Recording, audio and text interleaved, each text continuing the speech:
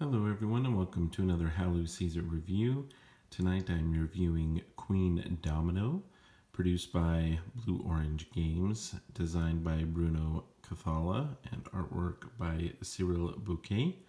And this is the highly anticipated sequel to Kingdomino, which won the German Board Game of the Year award back in July. And so let's go ahead and show you what's in the box, maybe what's a little bit different than Kingdomino. And well, component-wise, there is definitely a lot more in this game than Kingdomino. So in Kingdomino, you had, of course, your tiles, which this has as well, but it introduces a new type of terrain, this kind of orangish red sand, as my kids like to call it. And it has some pretty cool artwork with some wizards in it, which is pretty cool.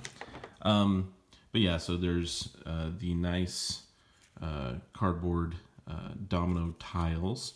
Again, very thick, very good quality tiles in it. And of course you have some cardboard castles as well for the different colors. And you have different colors than the original Kingdomino so that you can increase the number of players. You can combine these two games to have more players, or you can play Queendomino and Kingdomino together to make larger kingdoms. So instead of doing the original 5x5 kingdoms, you can do 7x7 kingdoms, which I really like.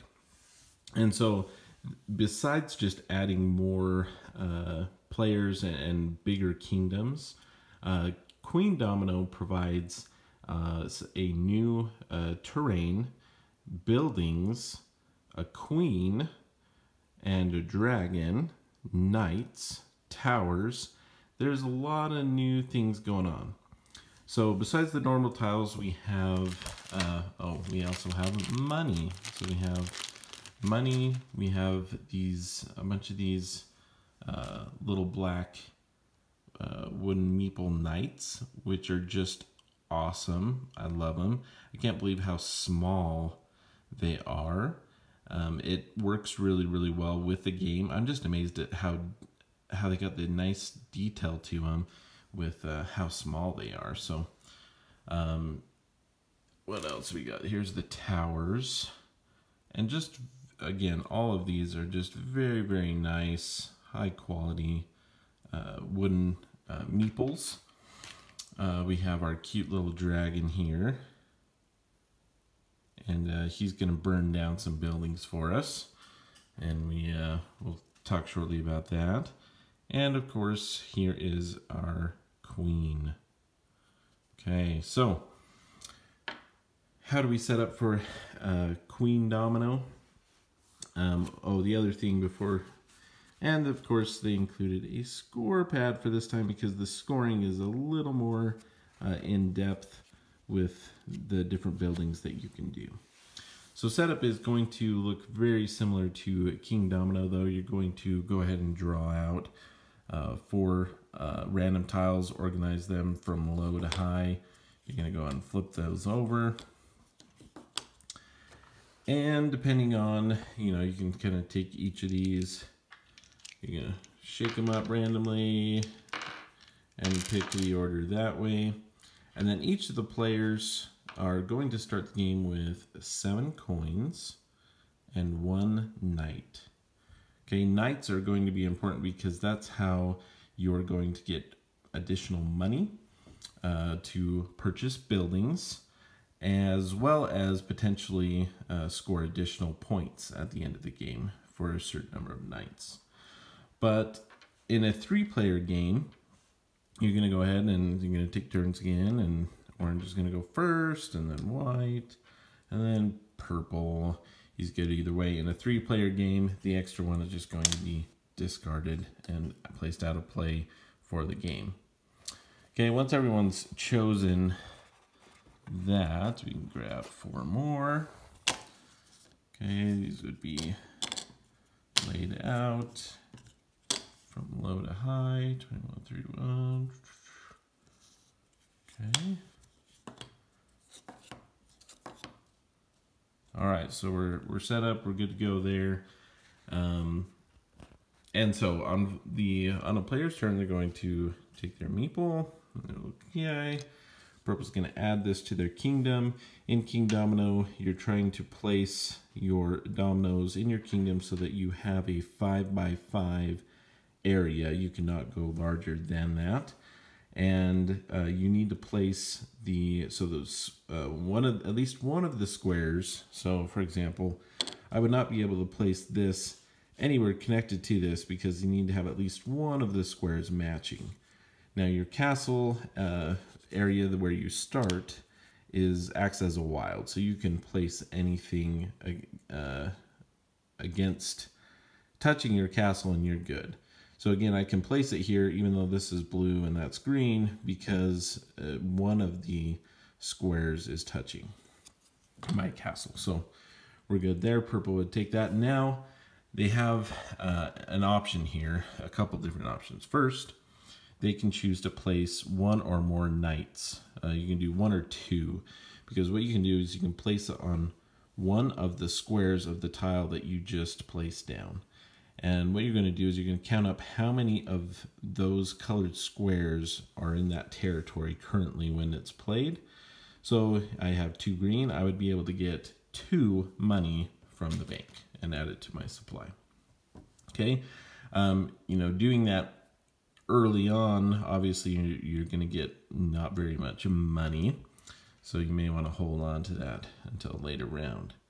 The other thing you can do, let's go ahead and let's say purple's going to pass on building a building, because to build a building you need to have an orangish reddish construction site to be able to do that.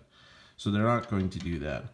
Now the other thing that purple could do is if they see something up here in the construction site area, any of the ones that are down here are available to build. These in the stack are not yet. What the player can do is if they have 1 coin to spend and the dragon is still over here in his cave and they do not have the queen, then they can pay 1 to the bank to basically have the dragon come destroy a building. Okay, so you'd move here and this would get placed out of play and it would go on to the next player. So for the rest of the round, the dragon is going to be out there and no one else can use it that turn. At the end of the round, the dragon will go back in its cave. Purple's not going to do that though. He's going to just continue there, and then he's going to pick a new tile, and he really wants to get an orange space so he can build a building. So he's going to go down there. White, let's see, white's going to grab this. He'll place that in his kingdom. He's not going to do anything else either.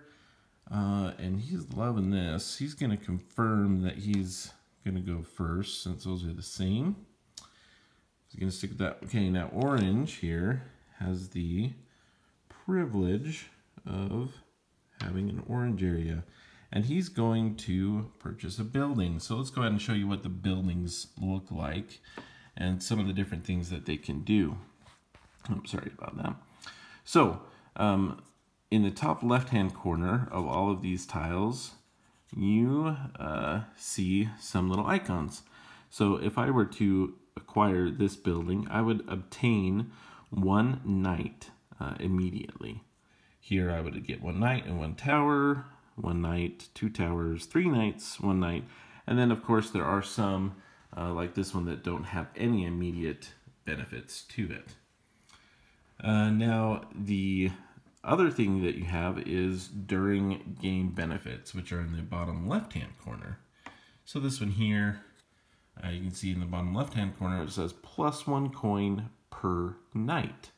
So if Orange had chosen to purchase this and build this building, place it in his kingdom, and every single time he's going to use one of his knights, send them out to gather taxes, he's going to get whatever that knight would bring in, plus he's going to get 1 coin for every knight he has in his supply or that are on his board already. So you just combine all of those, and that's how you acquire more money. Well, this building is currently right here and would cost 5, which is a lot. And he's not sure that he wants to do that yet. The other things that you can see is this one has a crown and is played just like normal. You're going to be able to score points for all your orange connected territory areas. Okay, but he's going to purchase, say, this one for 1. So he's going to take 1 from his supply. That goes in the bank, and he's going to build it in an open area in his kingdom, one of these orange spaces, and he's going to flip it so it's the side up. But he's also going to acquire 1 knight and 1 tower. Okay, so you'd get, I'm just going to grab this other one, so you'd get another knight in his supply, and he gets a tower, and towers are immediately placed on where on that tile that was built. Okay, so now we have a wonderful tower, and the queen is going to come visit our kingdom because we have the most towers. Yay! And what the queen does is a couple things. During the game, if you have the queen, everything in the supply is going to cost 1 less. So I have a discount. So now I can purchase this one for 2 or whatever. You can only purchase 1 building a turn, and the supply is not filled up until the end of the round. So at the end of the round, the dragon goes back, these will slide down, and the top one would pop on down there. So that's how that works, and then next time Orange wants to build, if they still have the queen, everything's going to cost 1 less. So this will be free for them, this would be free for them as well, 1, 2, etc. And that's pretty much how the game is played, how you get more money. Again, you're using money to get the different buildings. At the end of the game, whoever currently still has the queen in visiting their kingdom, they're able to place the queen in the largest territory, and she acts as 1 crown, giving that player another point, or I mean, potentially very large points because of that additional crown. Or there may be a vast fields that you have a bunch of green and didn't have a crown in it. Well, you may want to try to pull to get that queen so that you get points for that. Okay, so other things in the building though, things just give you straight up points. 2 points at the end of the game, 3 points. This would be 1 for every knight that you have in your supply and in your kingdom. And then you have these ones, which are areas. So for each different mining territory that you have in your kingdom, that is going to be 2 points. And so you have this, and you go through. You also get 1 point for every 3 money you have. You add up all the different territories as normal with the crowns. And then you have the different bonuses from the buildings that you may have built. And that is Queendomino. Again, there is a lot more that has been added to the game. It does add to the complexity of it.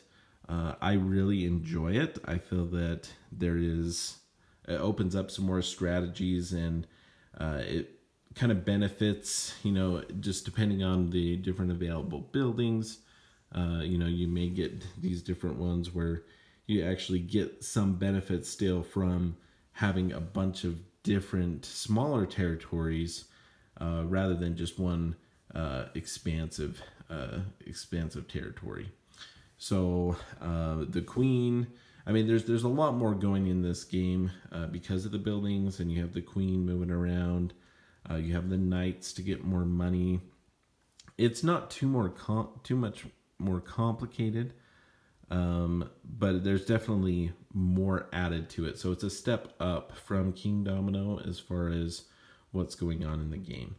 I have some young children who can play Kingdomino very, very well. And with Queendomino, the oldest one was able to play it. The youngest one struggled more with it because of everything going on. So the Kingdomino is still, I think, probably your best bet for, children. But this is going to be a good fit for teenagers and older children who are who can grasp Kingdomino really, really well and want to add something to it. You can also, again, utilize these tiles with the Kingdomino to make a bigger game. I just really, really enjoy both games, and very excited to have Queendomino in my collection. And I foresee playing it and pulling it out with family and friends and game groups. It still plays fairly quickly. It is extended. It's going to be a longer game than Kingdomino, as people try to decide what buildings they want to build, and when to place their knights and all of that. So there's definitely going to be a little bit longer of a game, but very, very much enjoy Queendomino. Go ahead and check it out. I think it would be a great idea for a Christmas gift, good family game, and that is how Lou sees it.